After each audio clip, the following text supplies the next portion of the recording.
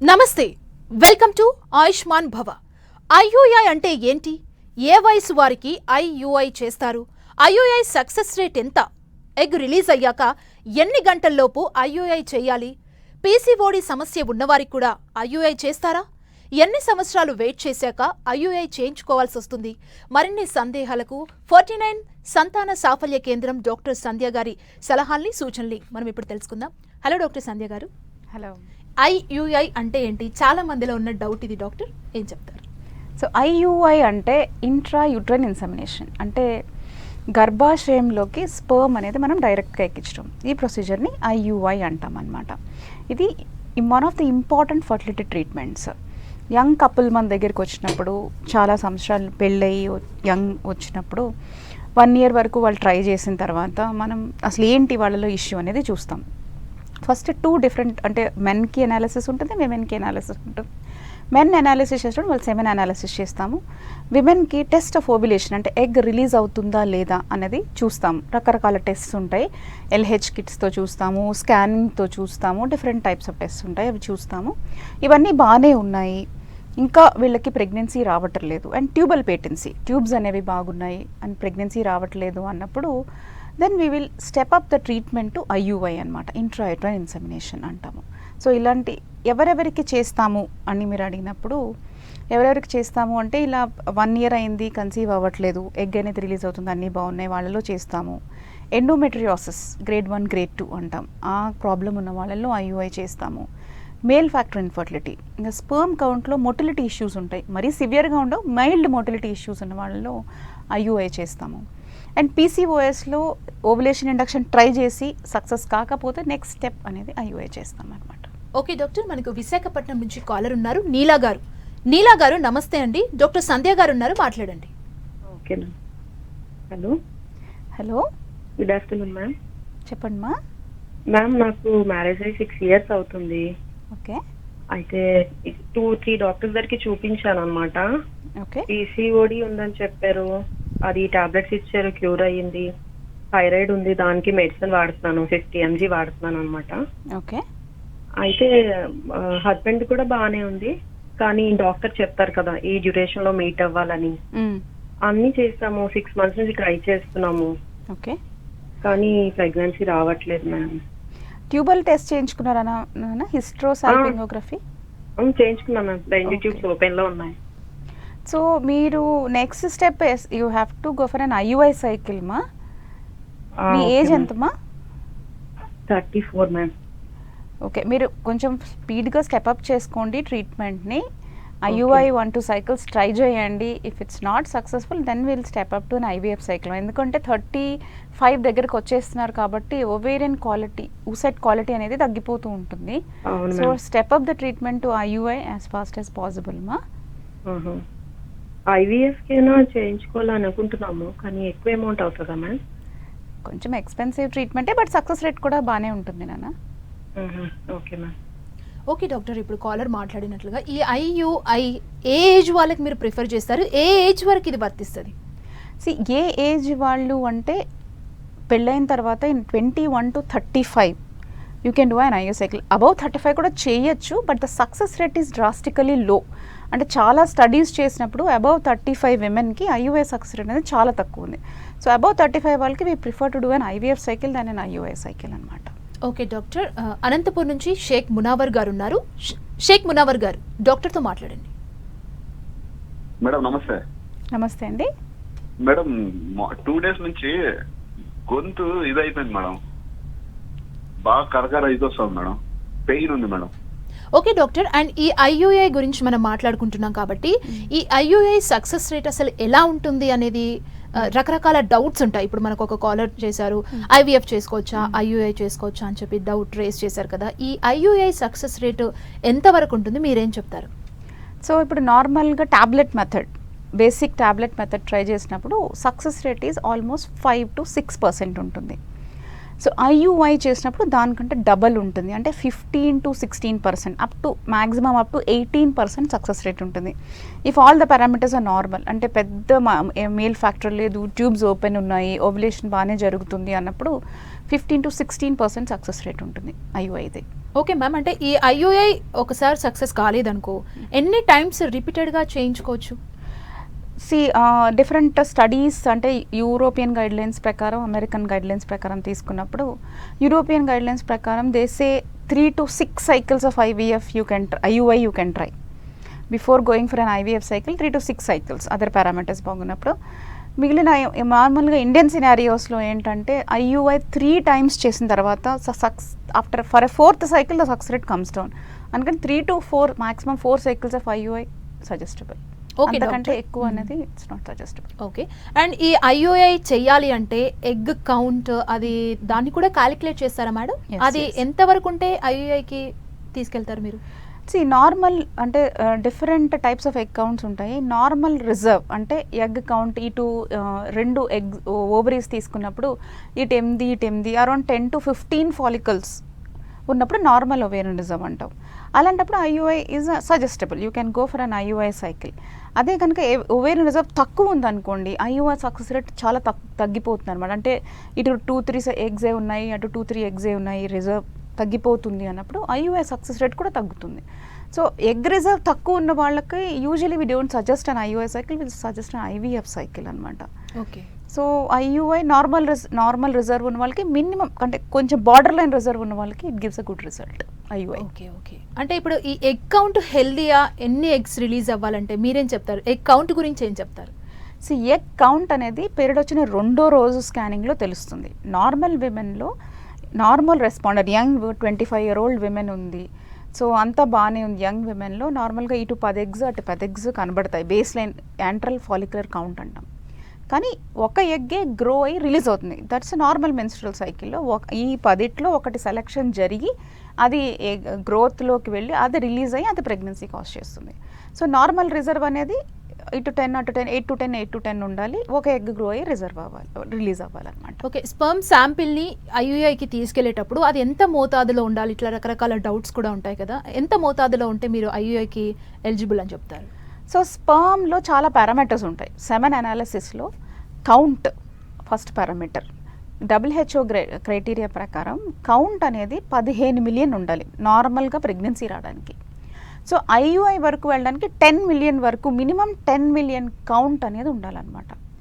Second thing is a progressive motility. అంటే కౌంటే కాదు, కదిలే కణాలు మొటైల్ స్పర్మ్స్ ఎన్ని ఉన్నాయనేది చాలా ఇంపార్టెంట్. అది అరౌండ్ 32% దాకా ఉండాలి మోటిలిటీ అనేది. అది కాకుండా నార్మల్గా కనిపించే కణాలు నార్మల్ ఫార్మ్స్ అంటాం, అవి మినిమం 4% ఉండాలి. సో ఈ క్రైటీరియాని మీట్ అయితే you can go for an IUI cycle. ఇంతకంటే తక్కువ పారామీటర్స్ ఉన్నప్పుడు ఐయుఐ సైకిల్కి వెళ్ళొచ్చు, కానీ success rate will be much less అనమాట.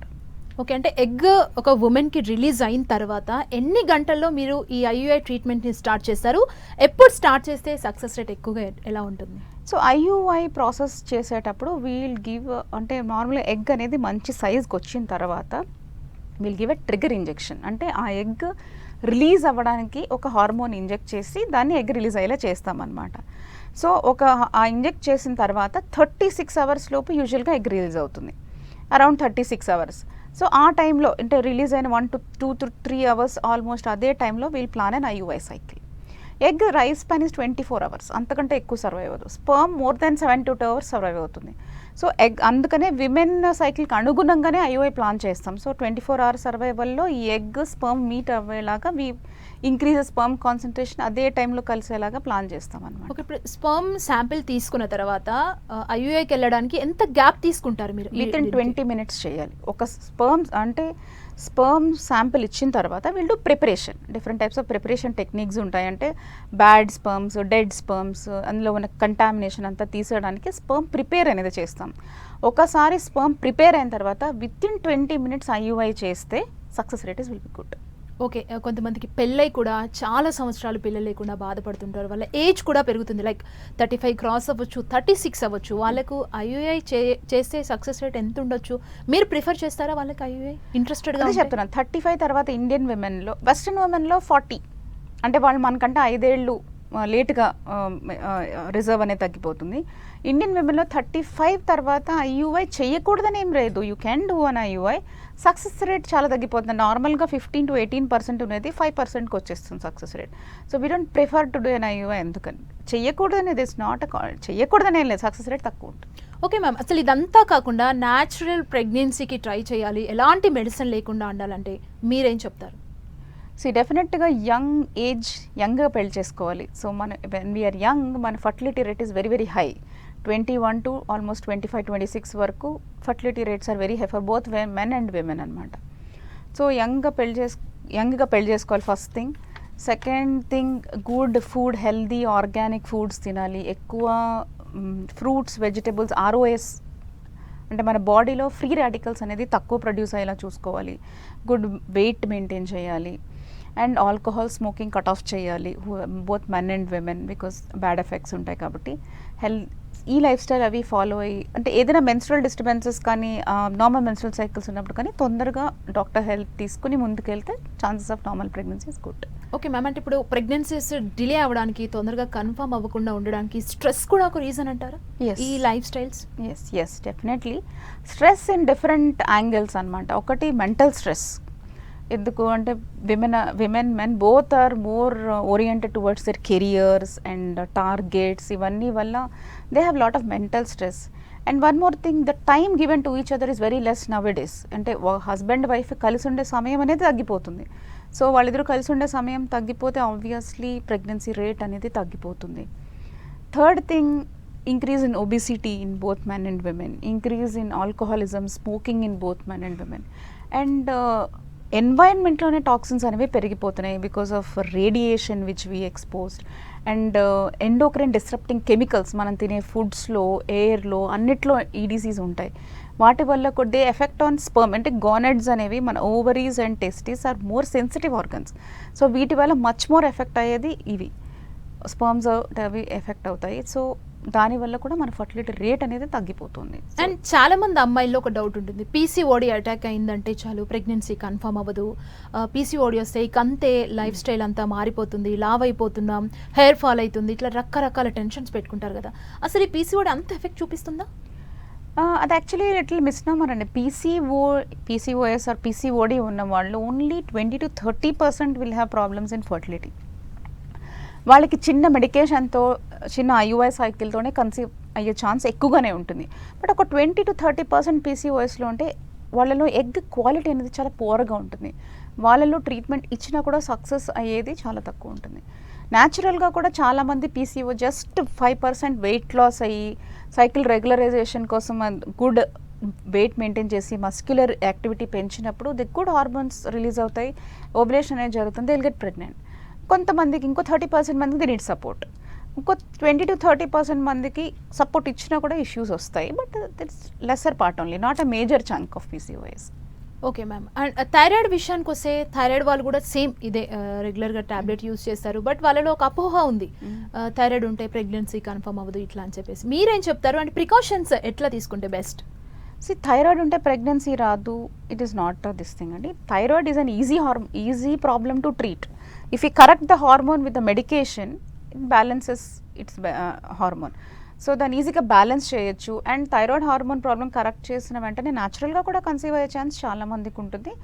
డెఫినెట్గా దాంట్లో ఏం ప్రాబ్లం లేదు. And if they need support, they may need some ovulatory support and sperm and husband parameters కూడా ఒకసారి చెక్ చేసుకుని they may need basic support to get pregnant. It is not అంటే ఏదో ట్రీట్ చేయలేని ప్రాబ్లం అయితే కాదు. Okay doctor, అంటే thyroid levels హైలో ఉండి ఎక్కువ MCG మెడిసిన్ యూస్ చేసే టైంలో ప్లాన్ చేసుకోవచ్చా, లేదంటే ఆ టైంలో ప్లాన్ చేసుకోకుండా ఉండాలా? మీరేం చెప్తారు? థైరాయిడ్ మెడిసిన్ ఎంత వాడినా థైరాయిడ్ TSH హార్మోన్ అనేది 2.5 దగ్గర మెయింటైన్ చేసుకుంటే మీరు ఎంత డోస్ తీసుకున్నా కూడా కన్సెప్షన్ రేట్ బాగుంటుంది. సో ఆ 2.5 దగ్గర ఉంది, మీరు కొంచెం ఎక్కువ డోస్ తీసుకుంటున్నారు అంటే no problem, you can go ahead with conception, you can go ahead with any kind of infertility treatment. అంటే థైరాయిడ్ అబ్నార్మల్గా ఉన్నప్పుడు మాత్రం ప్రెగ్నెన్సీ ప్లాన్ చేసుకోకూడదు. ఎందుకు అంటే బేబీలో అంటే బ్రెయిన్కి సంబంధించిన డిఫెక్ట్స్ రావడము, వాళ్ళలో గ్రోత్ డిఫెక్ట్స్ రావడం అనేవి చాలా కామన్ హైపోథైరాయిడిజం ఉన్న వాళ్ళలో. సో అందుకని థైరాయిడ్ హార్మోన్ నార్మల్గా ఉన్నప్పుడు you definitely go ahead and plan for a pregnancy, whether it's natural or support what ever. Okay, అంటే ఇది న్యాచురల్గా తగ్గించుకోవాలంటే ఏం చేయాలి మ్యామ్? థైరాయిడ్ కావచ్చు, PCOD కావచ్చు, PCOS కావచ్చు. Thyroid there is nothing natural. ఎందుకు అంటే అది హార్మోన్ అనేది లేకపోవడం అనమాట. థైరాక్సిన్ అనే హార్మోన్ లేకపోవడం, దానికి రీప్లేస్మెంట్ ఇస్ థైరాక్సిన్. దాంట్లో న్యాచురల్గా మనం చేసేది ఏమీ లేదు.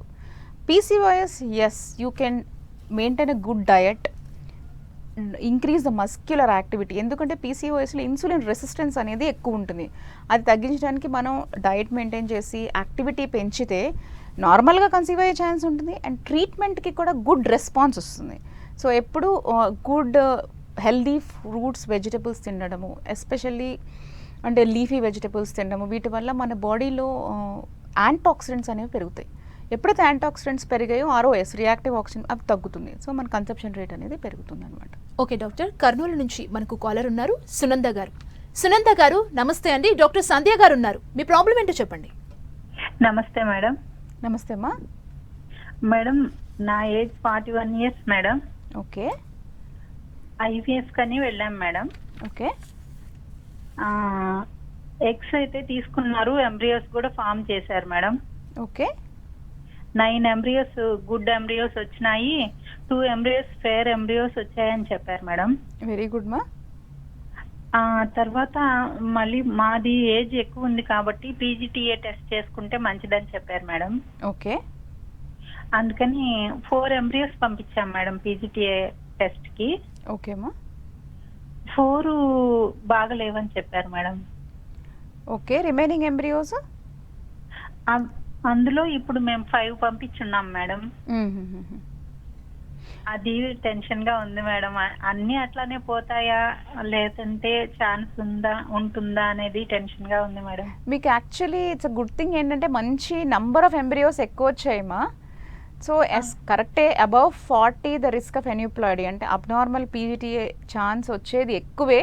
కానీ మీకు ఎక్కువ ఎంబ్రియోస్ వచ్చాయి కాబట్టి ఐ థింక్ ఈ సెట్ ఆఫ్ ఎంబ్రియోస్ పంపించారు కదా, దాంట్లో నార్మల్ ఎంబ్రియో వచ్చే ఛాన్స్ ఉంటుంది. జస్ట్ వెయిట్ అండ్ సీ మా, be positive. Okay doctor, and చాలామంది ఇప్పుడు IUIకి ఇంట్రెస్ట్ చూపించే వాళ్ళు ఉంటారు. వన్స్ IUI చేయించుకుని ప్రెగ్నెన్సీ కన్ఫర్మ్ అయిన తర్వాత ఫర్ ఎగ్జాంపుల్ అది అబోర్ట్ అయిపోతే మళ్ళీ నెక్స్ట్ ఎన్ని డేస్కి మళ్ళీ IUIకి వెళ్ళొచ్చు ఆ పేషెంట్స్? ఒకవేళ ఇలా అబార్షన్ జరిగితే వాళ్ళు నార్మల్గా పీరియడ్ వచ్చి జస్ట్ మళ్ళీ నార్మల్ సైకిల్ వచ్చే వరకు వెయిట్ చేస్తే చాలు. when they come into normal cycle again they can plan for their pregnancy. అంటే అప్పుడు 2-3 months ఏం wait చేయాలి. yes no need.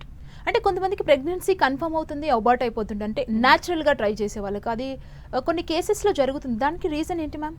సో దీన్ని రికరెంట్ ప్రెగ్నెన్సీ లాస్ అంటారు. సో దీనికి చాలా రీజన్స్ ఉంటాయి. ఫస్ట్ థింగ్ అంటే నార్మల్గా ప్రెగ్నెన్సీ అతుక్కుని గ్రో అవ్వడానికి మంచి ఎండోమెట్రియల్ లైనింగ్ ఉండాలి, మంచి క్వాలిటీ ఎంబ్రియో ఉండాలి. సో ఈ రెండిట్లో ఎక్కడ డిఫెక్ట్ ఉన్నా there will be a problem. So lining problem ఎప్పుడు వస్తుంది? గర్భాశయంలో ఏదైనా గోడ లాంటిది ఉన్నప్పుడు, అంటే గర్భాశయం చిన్నగా ఉన్నప్పుడు, గర్భాశయంలో బ్లడ్ సప్లై తక్కువగా ఉన్నప్పుడు ఇది జరుగుతుంది. రెండోది ఎంబ్రియో క్వాలిటీ. ఎంబ్రియోలో అయితే ఏజ్డ్ పీపుల్స్లో వాటిలో ఏంటంటే అన్యూప్లాయిడీస్ ఉంటాయి, అంటే abnormal in chromosomal structure. So అలాంటి వాళ్ళల్లో ఇలా రికరెంట్గా ప్రెగ్నెన్సీ లాస్ అనేది జరుగుతుంది. అది కాకుండా మామూలుగా గర్భాశయానికి వెళ్ళే బ్లడ్ సప్లైలో ప్రాబ్లం ఉంటుంది, అంటే బ్లడ్ క్లాటింగ్ అయిపోతుంటుంది సప్లై కాకుండా. సో అలాంటప్పుడు కూడా బేబీ గ్రో అవ్వదు. సో దీన్ని యాప్లా సిండ్రోమ్ అంటాం. సో వీటన్నిటిలో దీన్ని రికరెంట్ ప్రెగ్నెన్సీ లాస్ అంటారు. వీటిని బేసికలీ ఇన్వెస్టిగేట్ చేసి ఎక్కడ ఇష్యూ ఉందో ఐడెంటిఫై చేసి ట్రీట్ చేస్తే they will have good outcomes. Okay doctor, ఇప్పుడు IUI ట్రీట్మెంట్లో వేరే మెడిసిన్స్ వాడచ్చా? లైక్ వాళ్ళకి థైరాయిడ్ ఉండొచ్చు, షుగర్ ఉన్న వాళ్ళు ఉండొచ్చు. మీరు ఈ ట్రీట్మెంట్ చేసినప్పుడు మిగతా మెడిసిన్స్ యూస్ చేయొచ్చా? చేస్తే ఏమైనా ఎఫెక్ట్ ఉంటుందా? ఏముండదు. ఇప్పుడు డయాబెటీస్ ఉన్న వాళ్ళు డెఫినెట్గా డయాబెటీస్ కంట్రోల్లో ఉండాలి. So they have to go for diabetic medication. కాకపోతే అన్ని డయాబెటిక్ మెడికేషన్స్ ప్రెగ్నెన్సీలో వాడము. కొన్ని టైప్స్ ఆఫ్ మెడికేషన్స్, కొన్ని ఇన్సులిన్ అనేది ప్రెగ్నెన్సీలో యూస్ చేస్తాము. సో అది అంటే మెడిసిన్లో మార్పు ఉంటుంది అంతే, కానీ మెడిసిన్ డెఫినెట్గా కంటిన్యూ చేయాలి. థైరాయిడ్ వాళ్ళు కంటిన్యూ చేయాలి డెఫినెట్గా. వాళ్ళు ప్రెగ్నెన్సీ అయ్యి డెలివరీ అయ్యి till their lactating they have to continue their thyroid medication. ఇంకే మెడికేషన్ అయినా కూడా, ఎపిలెప్సీ ఉన్నవాళ్ళు ఆ మెడికేషన్స్. కాకపోతే మెడికేషన్ మారుస్తాం, అంటే కొన్ని మెడికేషన్స్ బేబీ ఫీటల్ డిఫెక్ట్స్ని కాజ్ చేస్తాయి, అందుకని మెడికేషన్ అనేది మారుస్తాం. కానీ ఏ ట్రీట్మెంట్లో ఉన్న వాళ్ళు అది కంటిన్యూ చేసుకుని ప్రెగ్నెన్సీ డెఫినెట్గా ప్లాన్ చేసుకోవచ్చు. ఓకే డాక్టర్, అండ్ ఇంకొక డౌట్ ఏంటంటే షుగర్ ఉన్న వాళ్ళు ఉంటారు, థైరాయిడ్ ఉన్న వాళ్ళు ఉంటారు. వాళ్ళకు ఒక అపోహ ఉంటుంది, అంటే బేబీకి కూడా థైరాయిడ్ అటాక్ అవుతుందేమో, ఆఫ్టర్ డెలివరీ షుగర్ అటాక్ అవుతుందేమో అని చెప్పి డౌట్ పడుతుంటారు కదా, మీరు వాళ్ళ క్లారిటీ ఇస్తారు? సో షుగర్ అటాక్ అవుతుంది అంటే ఎస్, అది ఇప్పుడు పుట్టంగానే అటాక్ అవుతుందని ఏం లేదు. డయాబెటీస్కి ఇన్హెరిటెంట్ ఫ్యాక్టర్స్ ఉంటాయి.